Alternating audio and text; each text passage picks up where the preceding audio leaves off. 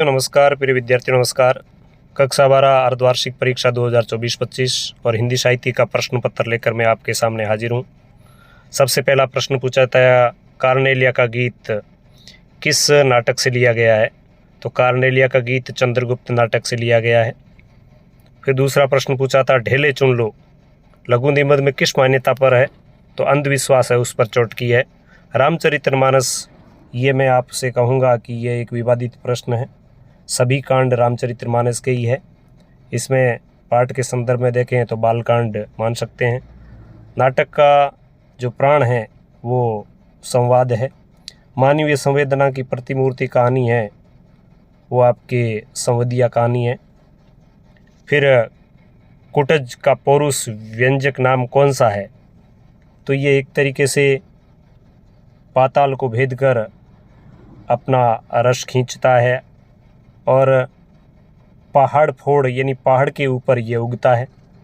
मलिक मोहम्मद जायसी कौन सी शाखा के कवि है? तो मलिक मोहम्मद जायसी है वो प्रेम मार्गी है, सूफी प्रेम मार्गी। हिंदी साहित्य का इतिहास रामचंद्र शुक्ल है। सरोज स्मृति है वो शोक गीत है।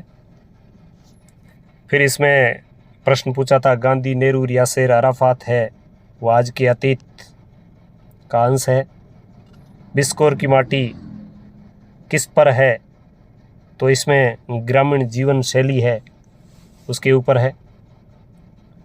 और प्रभाष जोशी ने आम जनता को किससे जोड़ दिया है? तो पर्यावरणीय सरोकार है, उससे जोड़ दिया है। काव्य में शब्द और अर्थ का वैचित्र्य है वो अलंकार कहलाता है। कुंडलीय छंद के प्रत्येक चरण में तो आप स्पष्ट जानते हैं कि कुंडलिया है वो दोहा और रोला से बनता है। आनंद रही सकल रस भोगी, यहाँ पर बिना कारण के ही कोई कार्य हो रहा है, विभावना अलंकार है। काव्य के सौंदर्य का उत्कर्ष करने वाले तत्व काव्य गुण कहलाते हैं।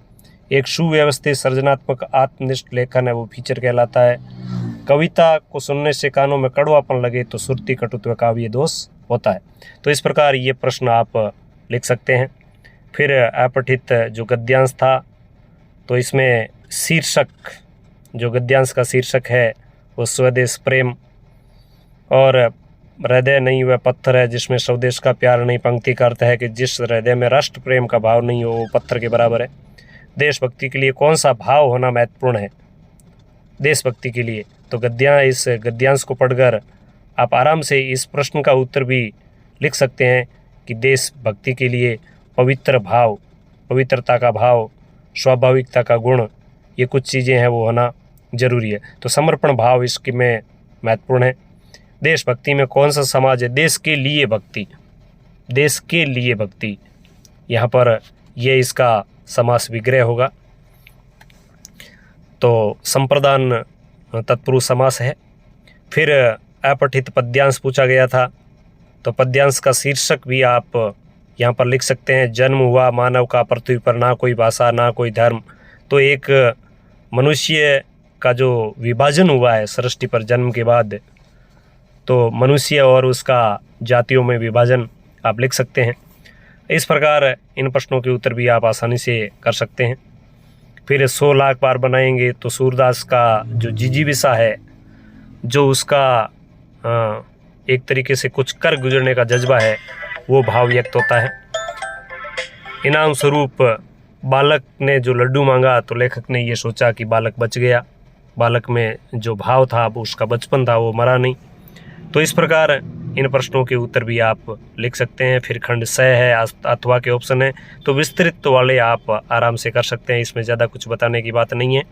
फिर जो व्याख्याएं थी वो भी आप आराम से इनको लिख सकते हैं। और जो मैंने निबंध आपको बताया था, स्वच्छ भारत स्वस्थ भारत, तो यह भी निबंध आ गया है। तो बताइए कमेंट बॉक्स में कि आपका पेपर कैसा हुआ, कितने अंक बन रहे हैं। वीडियो को लाइक ज़रूर करें और वीडियो को साथियों तक शेयर करें, चैनल को सब्सक्राइब भी करें। और यदि कोई त्रुटिवश किसी प्रश्न का उत्तर गलत बता दिया गया है तो भी वो आप कमेंट कर सकते हैं। धन्यवाद।